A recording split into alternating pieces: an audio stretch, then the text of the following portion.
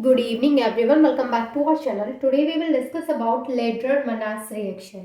जो लेड्रर-मनास रिएक्शन होती है वो फिनॉल तो चैप्टर चल रहा है उसी में एक रिएक्शन है।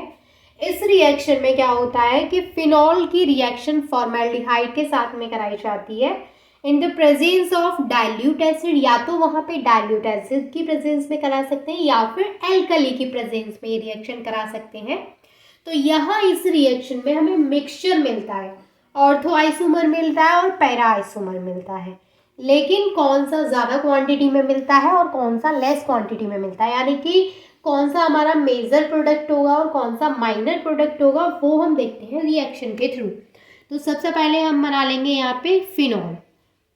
ये है हमारे पास फिनॉल और फिनॉल की रिएक्शन हम कराएंगे फॉर्मेल्डिहाइड के साथ। चलिए बताइए फॉर्मेल्डिहाइड का फॉर्मूला क्या होता है? HCHO, यही होता है ना, HCHO, HCHO। तो वो होता है हमारा फॉर्मूला फॉर्मेल्डिहाइड का। अब यहाँ पे जो हमारा फॉर्मूला है ये है फॉर्मेल्डिहाइड का और ये है फिनॉल। तो ये फॉर्मेल्डिहाइड जो फिनॉल के साथ में रिएक्ट करता है in the presence of NaOH, sodium hydroxide. मैं इनके नेम यहाँ पे मेंशन कर देती हूँ।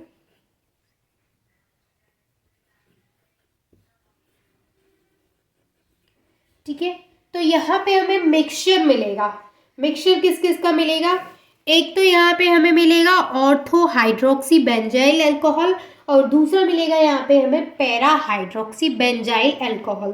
तो यहाँ पे जो एज अ मेन प्रोडक्ट हमें मिलेगा वो होगा पैरा आइसोमर, यानी पैरा हाइड्रोक्सी बेंजाइल अल्कोहल। तो ये पैरा हाइड्रोक्सी बेंजाइल अल्कोहल का फॉर्मूला पता है आपको क्या होता है? ये जो OH है इसकी पैरा पोजीशन पे, यानी ये जो रिंग है इसमें ये जो पैरा पोजीशन है उस पे हमें मिलेगा CH2OH, CH2OH।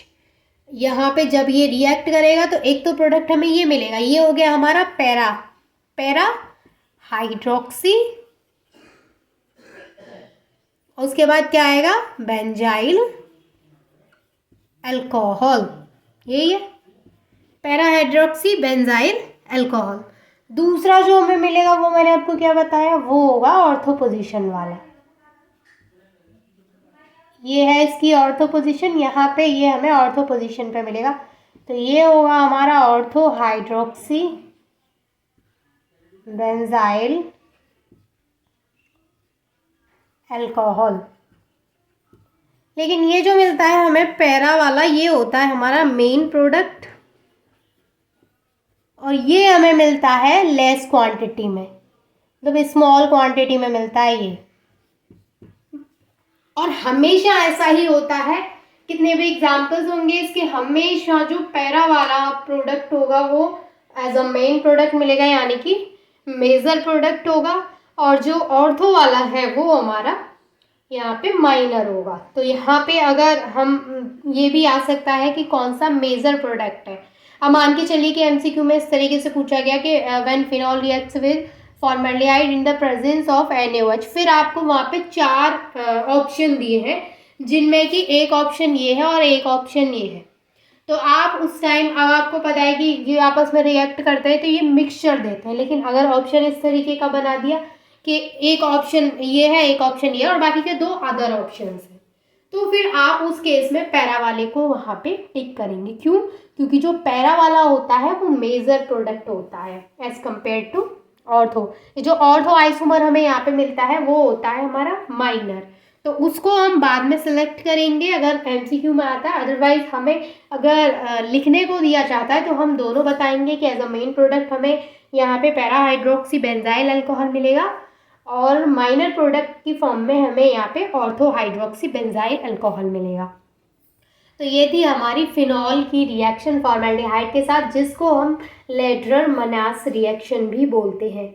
इसको हम इसका जो नेम है वो थोड़ा सा टिपिकल आपको लग रहा होगा, क्योंकि आई थिंक फिनॉल में ये हमें सुनने को मिला है तो थोड़ा सा अलग है। ये फिनॉल पूरे चैप्टर में बहुत सारी रिएक्शन है जिनके थोड़े नेम अलग अलग हैं। जैसे हमने पढ़ा था होबेन-होइस रिएक्शन, वो भी थोड़ी अलग थी, होबेन-होइस रिएक्शन, और उसी की तरह इसका एक नाम है ये लेड्रर-मनास रिएक्शन।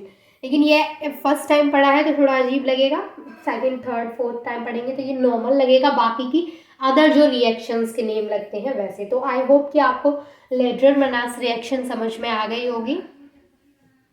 इस रिएक्शन की जो मैकेनिज्म है उसको मैं आपको नेक्स्ट वीडियो में बताऊंगी, क्योंकि अक्सर ऐसा होता है कि जस्ट मैंने आपको रिएक्शन दिखा दी तो चीज़ें उतने अच्छे तरीके से क्लियर नहीं होती हैं कि कौन सा एरो कहाँ से, कौन सा एटम कहाँ पे शिफ्ट हुआ।